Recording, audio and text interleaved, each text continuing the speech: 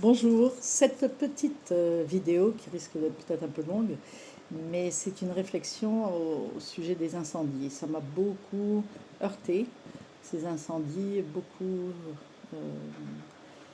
écorché, blessé. J'étais très triste, j'en pleurais pour la faune, la flore, la vie, pour le vivant qui est détruit.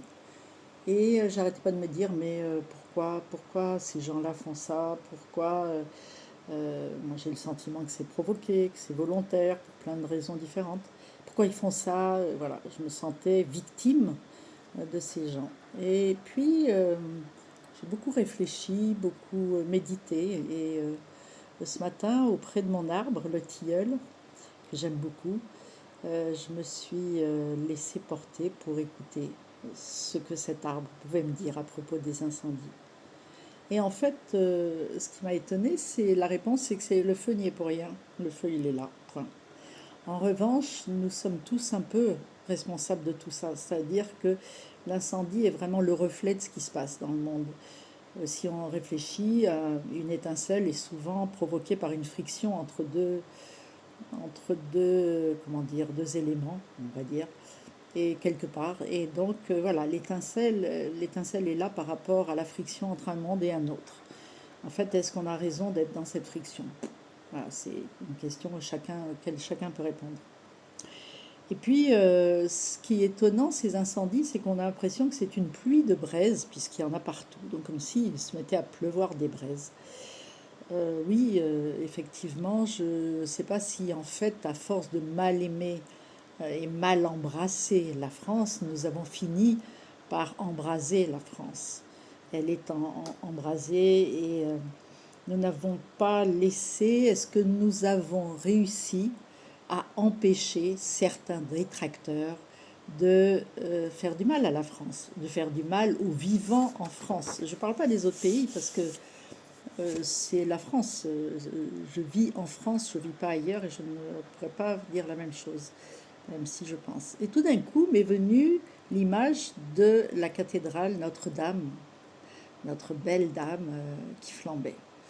Et ça a commencé là, je trouve, les incendies. Il y a eu plein d'incendies d'églises derrière et puis plein d'autres feux différents. En fait, cette grande dame parisienne, pourquoi nous l'avons tant... je ne sais pas si on l'a aimée vraiment. On l'a exploitée, on l'a admirée, elle a été construite par des gens, je pense, de foi, des gens qui faisaient attention aux énergies, etc., aux trucs telluriques, etc., géométrie sacrée. Et depuis, voilà, depuis tout ce temps, aujourd'hui, toute une culture, la religion qui est venue s'imposer dedans, et puis sûrement d'autres mouvements. Et en fait, est-ce qu'on a vraiment aimé l'œuvre? Est-ce qu'on l'a vraiment aimé, respecté, honoré? Est-ce qu'on a honoré ces gens qui ont eu cette foi, cette ferveur à l'intérieur?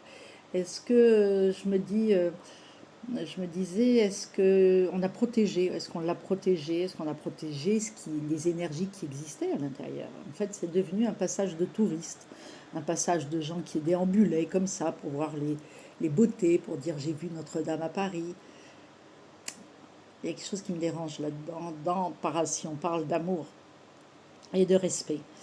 Et j'ai écrit parce que j'ai pensé à beaucoup de choses. Et après, quand on pense si on pense ensuite, donc il y a ce feu, elle a flambé. Donc quelque part, c'est comme si notre malamour, notre manque de respect avait aussi armé euh, cette main qui tenait la mèche. D'ailleurs, on dit souvent nous sommes de mèche. Oui, quelque sorte. On n'a pas assez protégé tout ça. Et sans doute que nos monuments, nos églises, on ne les protège pas. On dit oh, j'aime pas ces églises, c'est de la religion, j'aime pas. Peut-être, oui, ça, c'est pas à discuter. Mais enfin, l'attitude qu'ont certaines personnes sur la religion, c'est pas ça qui est important. C'est pour quelles raisons elles ont été construites aussi. C'est un endroit de ferveur, de foi. Ce sont des beaux bâtiments qui ont été construits à la sueur du front des uns. Est-ce qu'on respecte tout ça?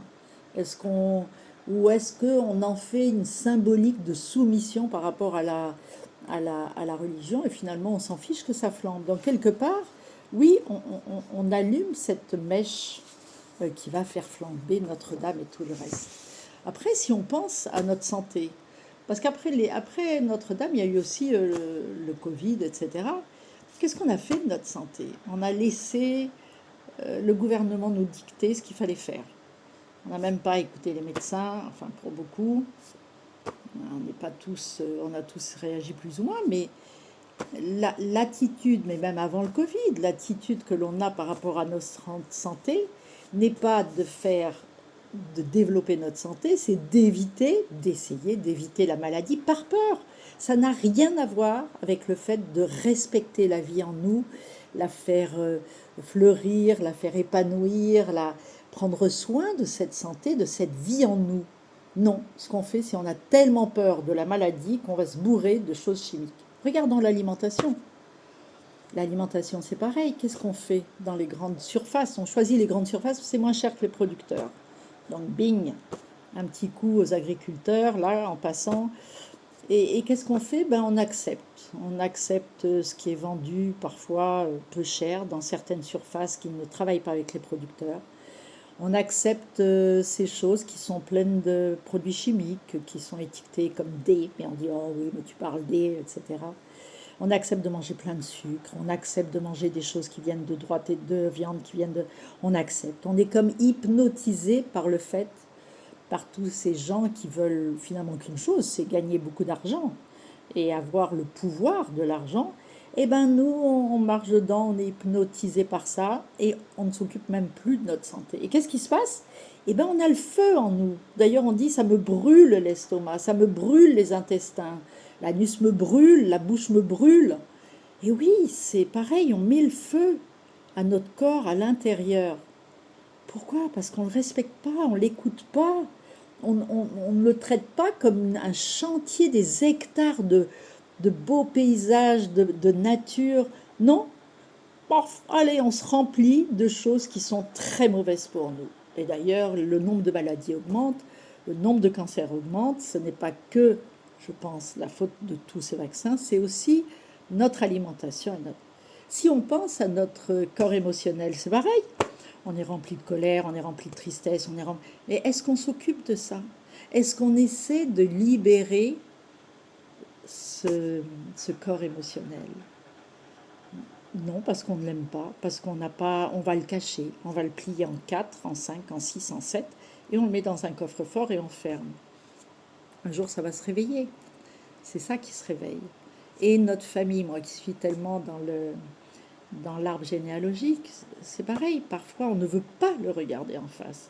On ne veut pas regarder ce qu'ont vécu nos ancêtres.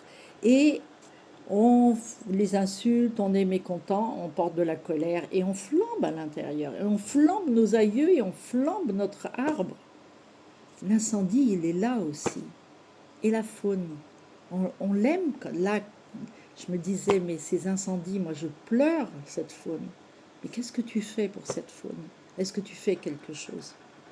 Qu'est-ce que tu fais en dehors des incendies pour montrer à quel point tu les aimes et à quel point tu honores cette nature? Il y a plein de choses que je voudrais dire que je ne dis jamais. Et peut-être qu'il est temps de dire, parce que c'est l'heure, aujourd'hui, il me semble, ce que sonnent ces incendies, c'est que tous, il y a ceux qui arment leurs fusils, leurs pistolets, qui tuent sciemment ou qui flambent sciemment, les pyromanes, etc.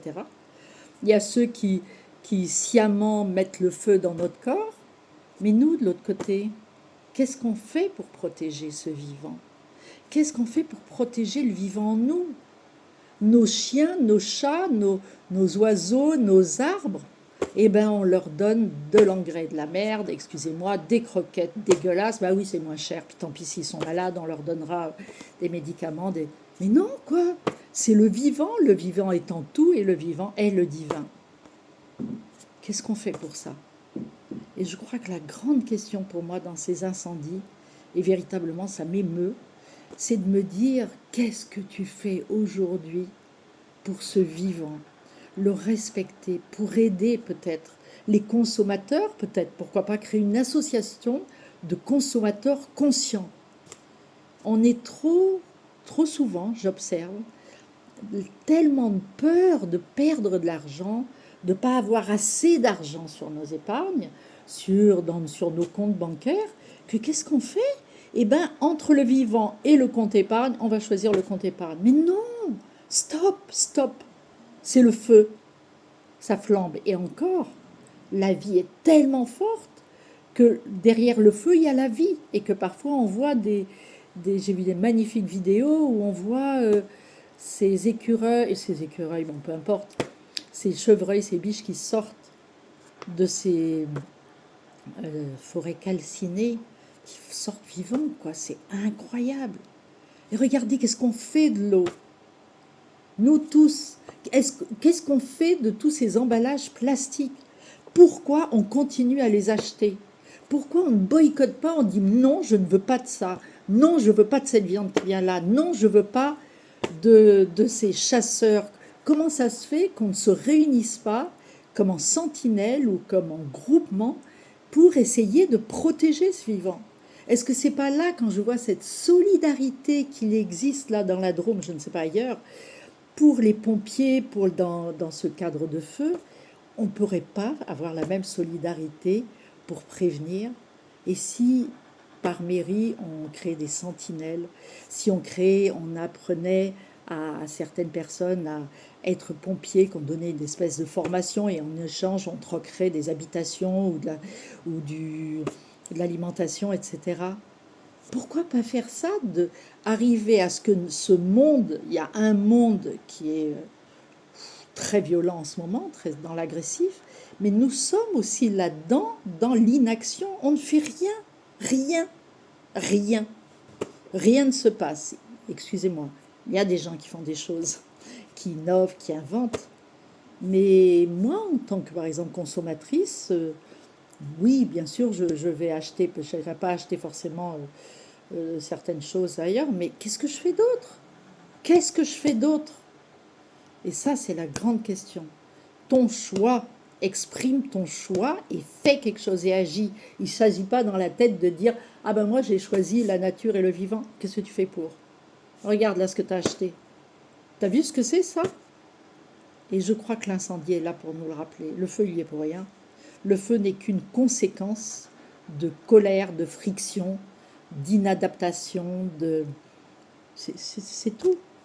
Il est là parce que il faut absolument reprendre les rênes pour recréer quelque chose et aider à ce que le vivant fleurisse, s'épanouisse, pas lui éviter les incendies, lui permettre de s'épanouir, de se développer, de fleurir, de grandir, d'évoluer sa fréquence. Sinon, on n'arrivera pas à grand-chose. C'est mon coup de gueule. Peut-être ça fera rire certains, peut-être certains trouveront ça ridicule. Et j'avais besoin de le dire haut et fort. Voilà, je vous souhaite, en tout cas, je crois que la meilleure façon de méditer de l'amour, donner beaucoup d'amour à ces arbres, à ces forêts, à la France, le pays, vraiment le pays, à donner aux agriculteurs. Regardez, c'est pareil, les vaches. Qu'est-ce qu'on en fait des vaches parfois? C'est affreux, quoi. Je les vois serrées. Il y en a 60 dans un petit camion. Elles sont toutes serrées les unes contre les autres et elles vont à l'abattoir. Qu'est-ce qu'on change? Rien. On va acheter la viande moins chère. En plus, parfois la viande qui vient du Brésil. Qu'est-ce qu'on fait pour défendre tout ça? Bon, j'arrête parce que la liste est tellement longue. Je crois qu'il est temps de sortir de l'hypnose générale, tous généralisée, et de se réveiller, d'éveiller nos consciences et d'agir ensemble, tous ensemble. J'adorerais.